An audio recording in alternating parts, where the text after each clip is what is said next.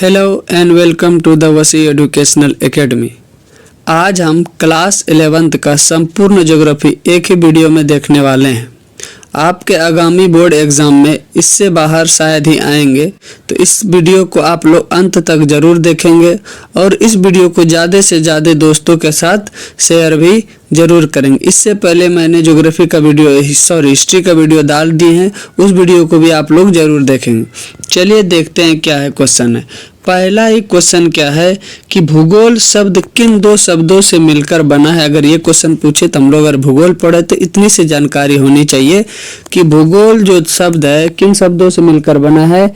जियो plus ग्राफोस से मिलकर क्या बना है, ज्योग्राफी बना है।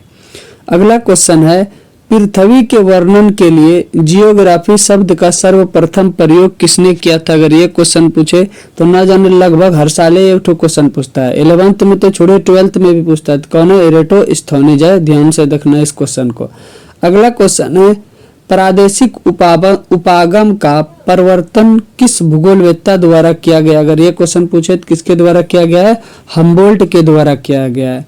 अगला क्वेश्चन है क्रमबद्ध भूगोल किसके द्वारा परिवर्तित किया गया। अगर ये भी क्वेश्चन पूछे तो किसके द्वारा है, हम्बोल्ट के द्वारा किया गया है। तो ये जो 3-4 क्वेश्चन अभी आप देखें तो ध्यान से देखना, क्योंकि ये क्वेश्चन बार बार लगभग आपके हर एग्जाम में पूछे गए हैं। अगला क्वेश्चन है भारत का क्षेत्रफल कितना है। अगर ये क्वेश्चन पूछे तो 32,87,263 वर्ग किलोमीटर क्या है, भारत का कुल क्षेत्रफल है। किस पड़ोसी देश के साथ भारत की सबसे लंबी अंतर्राष्ट्रीय सीमा लगती है। अगर ये क्वेश्चन पूछे तो किसके साथ लगती है, बांग्लादेश के साथ लगती है। अगला क्वेश्चन है भारत एवं चीन के मध्य कौन सी रेखा। अगर ये क्वेश्चन पूछे कि भारत और चीन के मध्य कौन सी रेखा खींची गई है, तो कौन सी रेखा खींची गई है, मैकमोहन रेखा खींची गई। कौन सी रेखा है, मैकमोहन रेखा खींची गई। कभी कभी उल्टा क्वेश्चन पूछता है कि मैकमोहन रेखा किन किन देशों के मध्य खींचा गया है, तो किसके बीच, भारत एवं चीन के बीच। तो कुछ भी आपसे क्वेश्चन पूछा जा सकता है। अगला क्वेश्चन है क्षेत्रफल की दृष्टि से भारत का सबसे बड़ा राज्य कौन सा। अगर ये क्वेश्चन पूछे तो कौन है, राजस्थान है सबसे बड़ा। तो वही अगर सबसे छोटा राज्य पूछे क्षेत्रफल की दृष्टि से तो कौन है, गोवा है। ध्यान देना, अगर बड़ा पूछे तो राजस्थान है और छोटा पूछे तो कौन है, गोवा है। अगला क्वेश्चन है पाक जलडमरू किन देशों के मध्य स्थित है। अगर ये क्वेश्चन पूछे कि पाक जलडमरू किन देशों के मध्य स्थित है, किसके किसके बीच स्थित है, भारत और श्रीलंका। पाक समझ के पाकिस्तान नहीं डाल देना है, यह भारत और श्रीलंका के बीच स्थित है।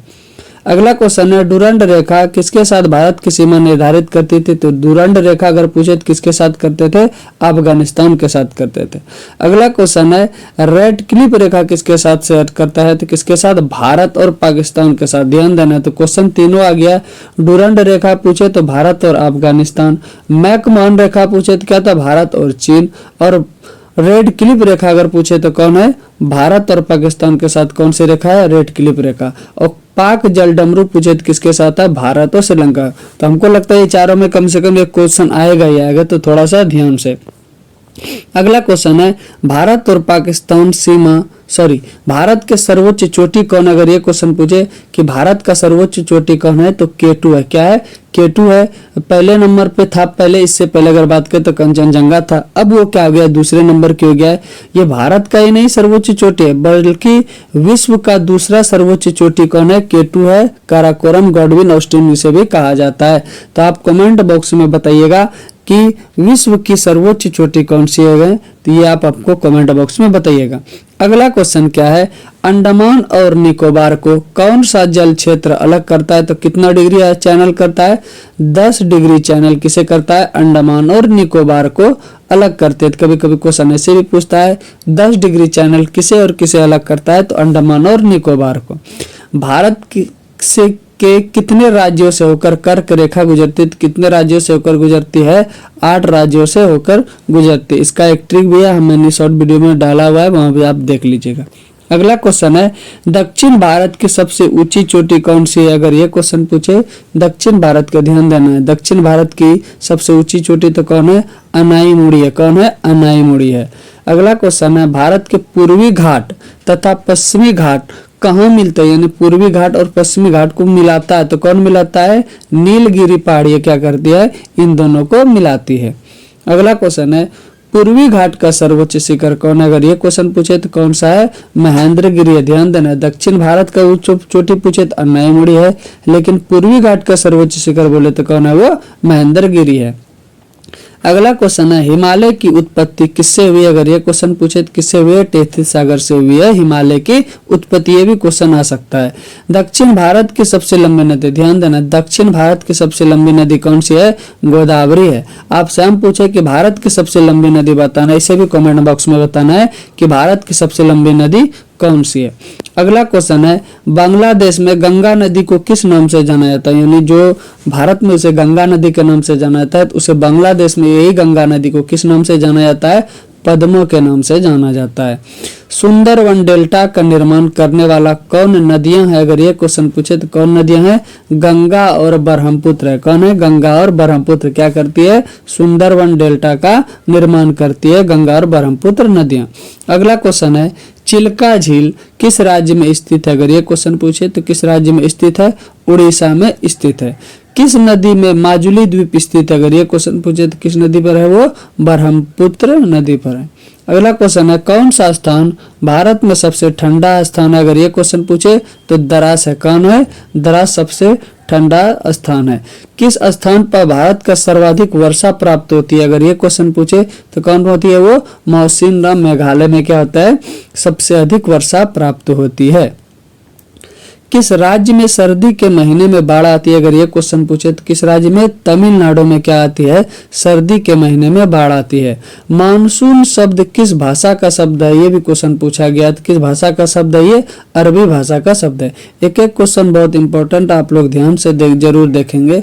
लगभग क्वेश्चन बोल रहे हैं ना, इसी वीडियो से आने की संभावना है। अप्रैल मई में नॉर्वेस्टर जिसे क्या कहा जाता है? काल बैसाखी भी कहा जाता है, से वर्षा कहाँ होती है? यानी कहने का सेंस है कि नॉर्वेस्टर से वर्षा कहाँ होती है या काल बैसाखी से वर्षा कहाँ होती है? तो कहाँ होती है? पश्चिम बंगाल में। कभी कभी ये पूछेगा कि काल बैसाखी किस महीने में होती है? तो अप्रैल से मई महीने के बीच क्या होती है? नॉर्वेस्टर या काल बैसाखी से वर्षा होती है। वो किस राज्य में? पश्चिम बंगाल में। अगला क्वेश्चन है, आम्र वर्षा का मुख्य रूप से कहाँ होती है? अगर ये क्वेश्चन पूछे कि आम्र वर्षा मुख्य रूप से कहाँ होती है तो कहाँ होती है? केरल और कर्नाटक में क्या होती है? आम्र वर्षा मुख्य रूप से होती है। किस भौगोलिक क्षेत्र में मैंग्रोव वन पाए जाते हैं? ध्यान देना है, अगर क्वेश्चन पूछे कि मैंग्रोव वन कहाँ कहाँ पाए जाते हैं तो गंगा डेल्टा में, महानदी डेल्टा में और गोदावरी डेल्टा में क्या पाया जाता है? मैंग्रोव वन पाए जाते हैं। अगला क्वेश्चन है कि प्रोजेक्ट टाइगर, ध्यान देना, प्रोजेक्ट टाइगर परियोजना कब प्रारंभ की गई थी? ये भी क्वेश्चन बार बार पूछता है। तो 1973 ईस्वी में। कब किया गया था? 1973 में प्रोजेक्ट टाइगर परियोजना प्रारंभ की गई थी। किस राज्य में लोकताक झील? अगर ये पूछे तो किस राज्य में? मणिपुर में लोकताक झील है। भारत में सर्वाधिक वन किस राज्य में? अगर ये क्वेश्चन पूछे तो किस राज्य में? मध्य प्रदेश में सर्वाधिक वन पाए जाते हैं। अगला क्वेश्चन है कि भारत में किस मिट्टी का विस्तार सर्वाधिक है? अगर ये क्वेश्चन पूछे तो किस मिट्टी का विस्तार सर्वाधिक है? जलोढ़ मिट्टी का। किसका? जल के द्वारा जो लाई गई मिट्टी होती है, वर्षा से जो जलोढ़ द्वारा मिट्टी आती है, उसे क्या कहा जाता है?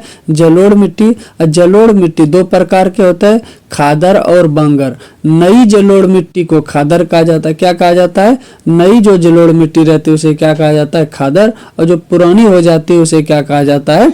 जो बंगर। आपसे कुछ भी पूछ सकता है, ध्यान देना है।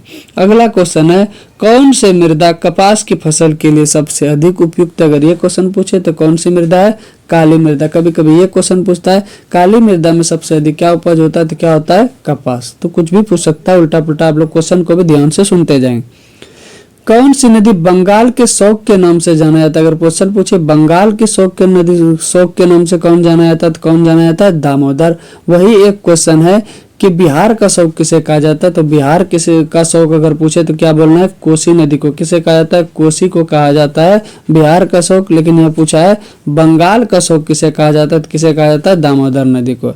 भारत के किस राज्य में बाढ़ अधिक आती है? अगर ये क्वेश्चन पूछे तो किस राज्य में अधिक आती है? असम में।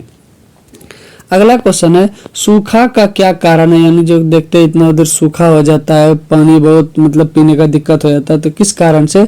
तो धरातलीय और भूमिगत जल का हम लोग क्या करते हैं, अधिक प्रयोग कर लेते हैं। देखते हैं नहीं आजकल क्या करते हैं, पूरा मतलब घर घर में मोटर लगा हुआ है, पानी से क्या करते हैं उसको चला दिए, एकदम पानी पूरा बर्बाद हो रहा है। तो इससे क्या होता है, इसी कारण से एक न एक दिन क्या होगा, पानी की समस्या होगी। तो वही कर रहा है सूखा किस कारण से, धरातलीय और भूमिगत जल का क्या कर रहे हैं हम लोग, अधिक से अधिक उपयोग कर रहे हैं। तितली किस प्राकृतिक आपदा से संबंधित है, यानी चक्रवात आता तो हर चक्रवात का कुछ ना कुछ नाम देता, तो वही तितली किसका नाम था, एक तो चक्रवात आया था उसी का नाम क्या था, तितली।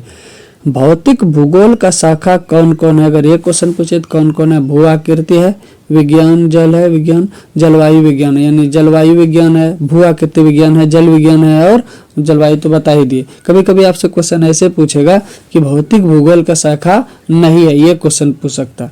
अगला क्वेश्चन है पृथ्वी की उत्पत्ति से संबंधित निहारिका परिकल्पना 1796 में किसने प्रस्तुत की? तो किसने प्रस्तुत की, लाप्लास ने। तो यहाँ से क्वेश्चन 3-4 तरह का पूछ सकता है कि पृथ्वी की उत्पत्ति से संबंधित कौन परिकल्पना है, निहारिका परिकल्पना। कब प्रस्तुत हुई, 1796 में प्रस्तुत हुई। किसने प्रस्तुत की, लाप्लास ने प्रस्तुत की। सौर मंडल का प्रधान या आकाशीय पिंड कौन सा, अगर ये क्वेश्चन पूछे तो कौन है, सूर्य। और सूर्य भी एक प्रकार का क्या है, तारा ही है, ध्यान देना है। तो सौर मंडल का प्रधान आकाशीय पिंड कौन है, सूर्य। पृथ्वी के उत्पत्ति के बारे में ज्वारीय परिकल्पना किसने प्रस्तुत की? ज्वारीय परिकल्पना का अगर बात करें तो किसने किया था, जिम्स तथा जेफरे ने किया था। अगला क्वेश्चन है पृथ्वी तथा चंद्रमा की आयु क्रमशः कितनी, अगर ये क्वेश्चन पूछे तो पृथ्वी की आयु की अगर बात करेंगे तो 4.6 अरब वर्ष और चंद्रमा की आयु का बात करेंगे कितना है, 4.44 अरब वर्ष है। सबसे बड़ा ग्रह का अगर बात करें तो कौन है, सबसे बड़ा ग्रह बृहस्पति है। और सबसे चमकीला ग्रह कौन सा है, शुक्र है। तो आप ग्रह से संबंधित भी याद रखेंगे, वहां से भी एक तो क्वेश्चन पूछ सकता है। पृथ्वी के आंतरिक परत का नाम बताइए, अगर ये क्वेश्चन पूछे तो ध्यान देना। आंतरिक परत कितने हैं, 3 है।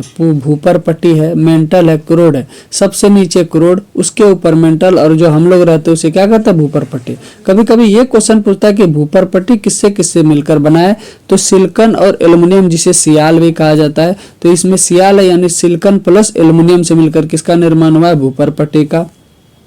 मेंटल का अगर बात करें तो क्या है, सीमा यानी सिलिकॉन और मैग्नीशियम से मिलकर क्या बना है, मेंटल बना है। और निफे यानी निकेल और क्रोड से मिलकर क्या बना हुआ है। तो जैसे अभी क्या बताए कि भूपर पट्टी अगर पूछे किससे बनी है तो सिलिकॉन और एल्युमिनियम से। मेंटल किससे बना है, सिलिकॉन और मैग्नीशियम से। क्रोड किससे बना है, निकेल और फेरस से यानी लोहा से। पृथ्वी का औसत घनत्व अगर पूछे तो ये कितना है, 5.5। ये भी क्वेश्चन पूछा गया है। पृथ्वी के किस भाग में घनत्व सर्वाधिक होता है, अगर ये क्वेश्चन पूछे तो किस भाग में, आंतरिक क्रोड में। सबसे तीव्र गति वाली भूकंपीय तरंग कौन सी, अगर ये क्वेश्चन पूछे तो कौन सी है, वो पी तरंगी है। भूकंप मापी यंत्र क्या कहलाता है, अगर ये क्वेश्चन पूछे तो क्या कहलाता है, सिस्मोग्राफ कहलाता है। क्या कहलाता है, सिस्मोग्राफ कहलाता है। अगला क्वेश्चन है किस देश में भूकंप से उत्पन्न विनाशकारी समुद्री तरंगों को सुनामी कहा जाता है, तो किस देश में, जापान में। क्या कहा जाता है, सुनामी कहा जाता है। धरातल पर वह बिंदु जहाँ सर्वप्रथम भूकंप का अनुभव किया जाता है उसे क्या कहा जाता है, उसे क्या कहा जाता है, अधिकेंद्र कहा जाता है। महाद्वीपीय विस्थापन सिद्धांत, ध्यान देना, महाद्वीपीय विस्थापन सिद्धांत 1912 में किसने प्रस्तुत की थी, अगर ये क्वेश्चन पूछे तो किसने प्रस्तुत की थी, अल्फ्रेड वेगनर। ये क्वेश्चन बार बार पूछा जाता है तो ध्यान देना, पूछेगा अल्फ्रेड वेगनर। कौन सा सिद्धांत, महाद्वीपीय विस्थापन सिद्धांत। किस वर्ष, 1912 ईस्वी में। किसने किया, अल्फ्रेड वेगनर ने किया। अगला क्वेश्चन देखते हैं हम लोग क्या है कि आरंभ में सभी स्थलखंड एक बड़े भूभाग के रूप में जुड़े थे जिसे क्या कहते थे, तो उसे क्या कहते थे, पेंजिया कहते थे। पेंजिया के चारों ओर फैले महासागर का क्या नाम था, अगर ये क्वेश्चन पूछे तो क्या नाम था, उसे पैंथलासा कहा जाता था। विश्व का सबसे ऊंचा सक्रिय ज्वालामुखी अगर पूछे तो कौन सा है, आंटोफाला है। चट्टानों के रूपांतरण का क्या कारण है कि चट्टान रूपांतरण हो रहा है, तो क्या कारण है, दाब तथा ताप क्या है, दोनों क्या है, चट्टानों के रूपांतरण होने का कारण है। अगला क्वेश्चन है संगमरमर किस प्रकार के चट्टान है, अगर ये क्वेश्चन पूछे तो किस प्रकार के चट्टान है, कायांतरित चट्टान है। भूपृष्ठ से सर्वाधिक कौन से तत्व पाए जाते हैं? अगर ये क्वेश्चन पूछे तो कौन से पाए जाते हैं? ऑक्सीजन। ध्यान देना, का बात कर रहा है? भूपृष्ठ पर। विभिन्न शैलों का अध्ययन क्या कहलाता है? अगर शैलों का अध्ययन का बात कहा जाता है उसे क्या कहा जाता है? पेट्रोलॉजी कहा जाता है। सबसे कठोरतम खनिज कौन है? अगर ये क्वेश्चन पूछे तो कौन है सबसे कठोरतम खनिज? हीरा है। लोहे में जंग लगा क्या कहलाता है? अगर ये क्वेश्चन पूछे कि लोहे में जंग लगना क्या कहलाता है? ऑक्सीकरण कहलाता है। अगला क्वेश्चन है कि बरखान का निर्माण किससे संबंधित है? अगर ये क्वेश्चन पूछे कि बरखान का निर्माण किससे संबंधित है तो किससे संबंधित है? पवन से। किससे है? पवन से। अगला क्वेश्चन है यू आकार की घाटी का निर्माण कहाँ पर होता है? अगर ये क्वेश्चन पूछे तो कहाँ पर होता है? हिमानी क्षेत्र में होता है। अभी आकार की घाटी का निर्माण कहाँ पर होता है? तो नदियों द्वारा युवा अवस्था में होता है। गोखुर झीलों का निर्माण कहाँ होता है? तो ये भी नदियों द्वारा युवा अवस्था में। वायुमंडल की सबसे निचली परत को कौन मंडल कहा जाता है? तो उसे क्या कहा जाता है? क्षोभ मंडल कहा जाता है। ध्यान देना ये सभी क्वेश्चन। अब जैसे भी बताए तो ऊपर में कि भूपृष्ठ में सर्वाधिक मात्रा में कौन सा था? वो तो ऑक्सीजन था, लेकिन यहाँ ध्यान देना है कि वायुमंडल का बात किया तो वायुमंडल में सर्वाधिक मात्रा में कौन पाया जाता है? नाइट्रोजन पाया जाता है, जो कितना प्रतिशत है? 78% है, यानी 78% है। कौन सी गैस हमें सूर्य से आने वाली हानिकारक पराबैंगनी विकिरणों से बचाती है? तो कौन सी है वो? ओजोन परत है, जो सूर्य से आने वाली हानिकारक पराबैंगनी किरणों से हमें क्या करती है? बचाती है। क्षोभ मंडल में ऊंचाई के साथ तापमान में क्या होता है? तो पहले क्या होता है? घटता है, फिर क्या हो जाता है? बढ़ता है। जब भी ऊंचाई पर जाएंगे क्षोभ मंडल में तो पहले तापमान घटेगा, फिर धीरे धीरे क्या हो जाएगा? बढ़ेगा। अगला क्वेश्चन है, ध्यान से देखना, ये दोनों क्वेश्चन बहुत इंपॉर्टेंट है। क्या है कि सूर्य और पृथ्वी के बीच सर्वाधिक दूरी 4 जुलाई को होती है, उसे क्या कहा जाता है? पहले तो यही क्वेश्चन होगा कि सूर्य और पृथ्वी के बीच सर्वाधिक दूरी कब होती है? तो कब होती है? 4 जुलाई को, यानी ये दोनों क्या होते हैं? सबसे दूर में होते हैं। अगर बात करेंगे तो अगर इसे सन मानते हैं, सूरज जैसे पृथ्वी मानते हैं, बात करें तो क्या होगा? सबसे ज्यादा अधिक दूरी पूछेगा किस तारीख को होगा? तो किस तारीख को होगा? 4 जुलाई को। लेकिन यहाँ क्वेश्चन पूछा है कि 4 जुलाई को तो होता है, उसे क्या कहा जाता है? तो उसे क्या कहा जाता है? अपसोर कहा जाता है। उसे क्या कहा जाता है? अपसोर। ध्यान देना है। लेकिन अगला फिर क्वेश्चन है, सूर्य और पृथ्वी के बीच न्यूनतम दूरी 3 जनवरी को, वो तो सर्वाधिक दूरी अगर पूछे तो किस जुलाई को? 4 जुलाई को। लेकिन न्यूनतम दूरी अगर पूछे तो कब है? 3 जनवरी को। तो उसे क्या कहा जाता है? उसे तो अपसोर कहते हैं, लेकिन इसे कहते हैं उपसोर। किसे कहते हैं? इसे उपसोर कहते हैं। इसे क्या कहते हैं? उपसोर कहते हैं। देखिए नीचे लिखेंगे उपसोर, है ना। तो ध्यान देना है, सूर्य और पृथ्वी के बीच न्यूनतम दूरी 3 जनवरी को होता है, तो उसे क्या कहता है? उपसोर। और सूर्य और पृथ्वी के बीच सर्वाधिक दूरी 4 जुलाई को होता है, तो उसे क्या कहा जाता है? अपसोर। तो कभी कभी आपसे तारीख भी पूछेगा, डेट भी पूछेगा, ध्यान देना है, कुछ भी पूछ सकता है। कभी कभी ये बोलेगा अपसोर में सूर्य और पृथ्वी के बीच दूरी क्या होगी? न्यूनतम होगी कि सर्वाधिक होगी? तो क्या बोलना? सर्वाधिक होगी। तो ध्यान देना है। अगला क्वेश्चन देखते हैं, परिवर्तन मंडल में 1 डिग्री तापमान के सामान्य पतन दर कितनी होती है? अगर ये कहे कि अगर 1 डिग्री हम लोग का तापमान में परिवर्तन होता है तो क्या होता है? 165 मीटर यदि हम लोग ऊपर जाएंगे तो तापमान में 1 डिग्री का क्या आएगा? गिरावट आएगा। क्या आएगा? गिरावट आएगा। अगर हम कहें अभी हम जहाँ पर खड़े हैं वहां मेरा डिग्री 27 डिग्री है, यदि 165 मीटर हम ऊपर चले जाएंगे तो मेरा 1 डिग्री क्या आ जाएगा? घट जाएगा। वहाँ कितना डिग्री का बच जाएगा? 26 डिग्री। वही 1 डिग्री हम अगर नीचे चले जाएंगे तो वहां मेरा क्या हो जाएगा? बढ़ जाएगा, यानी अब क्या हो जाएगा? 28 डिग्री। तो ध्यान देना है, ऊपर यदि 165 मीटर हम लोग जा रहे हैं तो वहाँ कितना डिग्री घटता है टेम्परेचर? 1 डिग्री टेम्परेचर ऊपर जाने पर घटता है। कब? 165 मीटर ऊपर जाने पर। और 165 मीटर नीचे जाने पर 1 डिग्री सेंटीग्रेड का तापमान क्या हो जाएगा? बढ़ोतरी होगा। अगला क्वेश्चन है, किसी स्थान के तापमान को कौन कौन प्रभावित कर सकता है? तो कौन कौन? अक्षांश, ऊंचाई और समुद्र की दूरी, ये तीनों क्या करते हैं? किसी भी स्थान के तापमान को प्रभावित करते हैं। एक एक क्वेश्चन बहुत इंपॉर्टेंट, आप लोग इसे ध्यान से जरूर देखेंगे और आखिरी तक जरूर देखेंगे। यदि एक बार में समझ नहीं आएगा तो इस वीडियो को आप लोग बार बार देखेंगे। अगला क्वेश्चन है, किस स्थान पर दिन तथा रात सबसे बड़ा होता है? अगर ये क्वेश्चन पूछे तो कहाँ पर? ध्रुव पर दिन और रात क्या होता है? सबसे बड़ा होता है। सूर्यताप की सबसे ज्यादा मात्रा किससे प्राप्त होती है? तो किससे प्राप्त होती है? भूमध्य रेखीय प्रदेश वाले को सूर्यताप से ज्यादा मतलब क्या होता है? सूर्यताप प्राप्त होते हैं। सर्वाधिक तापमान पूछे कब अंकित किया गया जाता है? तो कब अंकित किया जाता है? 4 PM को किया जाता है सर्वाधिक तापमान। निम्न दाब क्षेत्र की ओर तेजी से चलने वाले पवन क्या कहलाते हैं? उसे क्या कहा जाता है? चक्रवात कहा जाता है।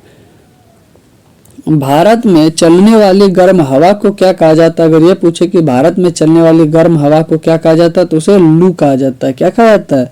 लू कहा जाता है। अगला क्वेश्चन है कि सहारा मरुस्थल में भूमध्य सागर की ओर प्रवाहित गर्म धूल से भरी हवा को क्या कहा जाता है? तो उसे क्या कहा जाता है? सिरिक्को कहा जाता है। अगला क्वेश्चन है चीन के तट को प्रभावित करने वाले उष्णकटिबंधीय चक्रवात को किस नाम से पुकारा जाता है? तो उसे क्या कहा जाता है? टोर्नेडो कहा जाता है। शांत वायु, लंबी रातें, स्वच्छ आकाश तथा वायुमंडल में पर्याप्त आर्द्रता होने पर क्या पड़ता है? तो क्या पड़ता है? ओस पड़ता है, जिसे कुहासा भी कहा जाता है, कोहरा भी कहा जाता है। वह प्रक्रिया जिसके द्वारा जल द्रव से गैस में बदल जाता है क्या कहलाता है? वाष्पीकरण कहलाता है। वह प्रक्रिया जिसके द्वारा ठोस सीधे गैस में बदल जाता है उसे क्या कहा जाता है? ऊर्ध्वपातन कहा जाता है। ये सब 10th क्लास में खूब पढ़ेंगे। कौन कौन जल चक्र का भाग है? अगर ये क्वेश्चन पूछे तो वाष्पीकरण, वर्षण और संघनन ये सब क्या है? जल चक्र के भाग है। पृथ्वी के सतह पर गिरने वाले जल के रूप को क्या कहा जाता है? तो उसे क्या कहा जाता है? वर्षण कहा जाता है। वायुमंडल आर्द्रता का मापन किससे किया जाता है? ध्यान देना, वायुमंडल आर्द्रता का मापन किससे किया जाता है? तो हाइग्रोमीटर से। किसे किया जाता है? हाइग्रोमीटर से। कौन सा वर्ष विश्व का सबसे गर्म वर्ष माना गया है? तो 1998 को। हरित गृह प्रभाव के लिए यानी ग्रीन हाउस गैस इफेक्ट जो है किस उनके लिए कौन सा उत्तरदायी है? तो कौन सा है?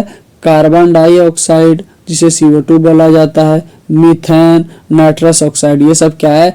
हरित गृह प्रभाव के कारक मतलब उत्तरदायी कारक है। और कभी कभी अगर एक ठो अगर पूछे कौन है तो वो है CO2 सबसे ज्यादा कारक है हरित गृह प्रभाव के, लेकिन बाकी ये तीनों भी है। विश्व के तापमान में निरंतर वृद्धि का क्या कारण है? कि देख रहे कि दिन प्रतिदिन क्या हो रहा है, हम लोगों को गर्मी ज्यादा लग रहा है। तो क्यों? हिम का पिघलना भी है, समुद्र तटीय भागों का जल मगन होना है और समुद्र का जल स्तर ऊपर उठना, ये सब क्या कर रहा है? विश्व के तापमान में निरंतर वृद्धि का कारण है। धान के खेत से कौन सी गैस उत्पन्न होती है? अगर ये क्वेश्चन पूछे तो कौन सी गैस होती है? मीथेन गैस होती है। कोपेन ने अपने जलवायु वर्गीकरण में मानसूनी जलवायु को किसी संकेत के माध्यम से प्रस्तुत किया? अगर ये क्वेश्चन पूछे, देखो यहाँ ध्यान देना, कोपेन आता है, ये कोपेन हर चीज का अलग अलग बताया जलवायु, लेकिन मानसूनी जलवायु एक ट्रिक याद रखो, ए से को मतलब हुआ और एम से समझ लेना क्या है? मानसूनी का बात किया जाए तो वही कोपेन के वर्गीकरण में अगर मानसून का जलवायु का बात करें तो क्या है? AM है, M से मानसून याद रख लेना है। कर्क रेखा एवं मकर रेखाओं के मध्य स्थित क्षेत्र क्या कहलाता है? जो कर्क और मकर रेखा के बीच रहता है तो उसे क्या कहा जाता है? उष्णकटिबंधीय क्षेत्र कहा जाता है।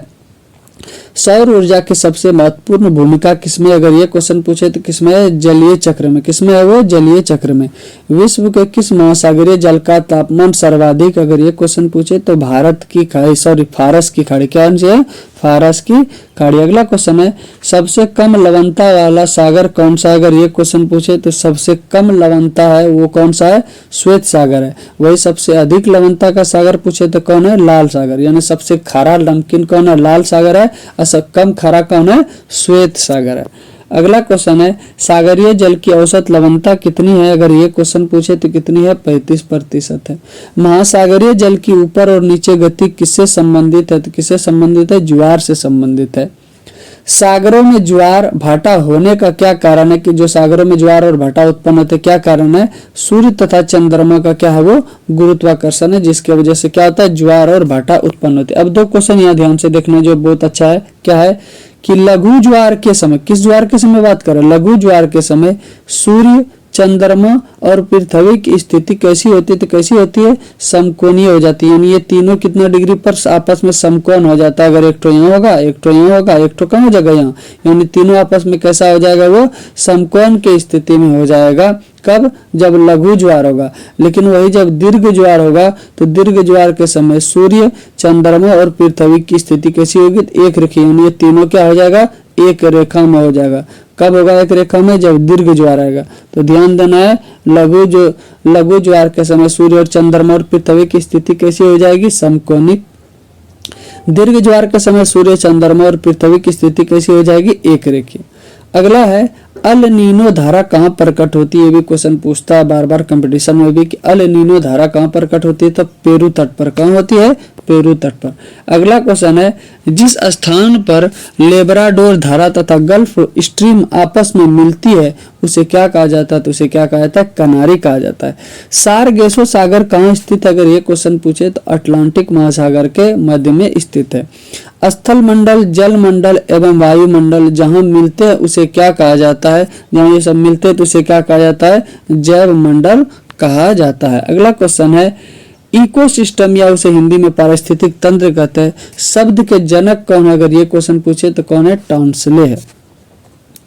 जैव भू रासायनिक चक्र में कौन कौन सम्मिलित है, अगर ये क्वेश्चन पूछे तो हाइड्रोजन चक्र है, ऑक्सीजन चक्र है और नाइट्रोजन चक्र है। नेशनल पार्क और पशु विहार किस उद्देश्य के लिए बनाए जाते हैं, किस उद्देश्य के लिए, संरक्षण के लिए, ताकि क्या हो, जो भी पशु हम लोग का संकटन प्रजाति है वो हम लोग क्या हो, संरक्षित रहे, सुरक्षित रहे। भारत में वन्य जीव सुरक्षा अधिनियम किस वर्ष पारित हुआ, अगर ये क्वेश्चन पूछे तो किस वर्ष हुआ, 1972 में। रेड डाटा बुक में क्या अंकित होता है, ये भी क्वेश्चन पूछता है, क्या होता है, विलुप्त होती प्रजातियों को हम लोग क्या करते हैं, उसमें रखते हैं। अगला क्वेश्चन है, भारत में जैव विविधता अधिनियम किस वर्ष पारित हुई, तो किस वर्ष हुई, 2002 ईस्वी। उम्मीद करते हैं ये वीडियो आप लोगों को बहुत अच्छा लगा होगा। यदि एक बार में समझ नहीं आया तो इस वीडियो को बार बार देखेंगे और इस वीडियो को ज़्यादा से ज़्यादा दोस्तों के साथ शेयर करेंगे और अच्छे बोर्ड एग्जाम की तैयारी के लिए इस चैनल को सब्सक्राइब जरूर करें। Thank you.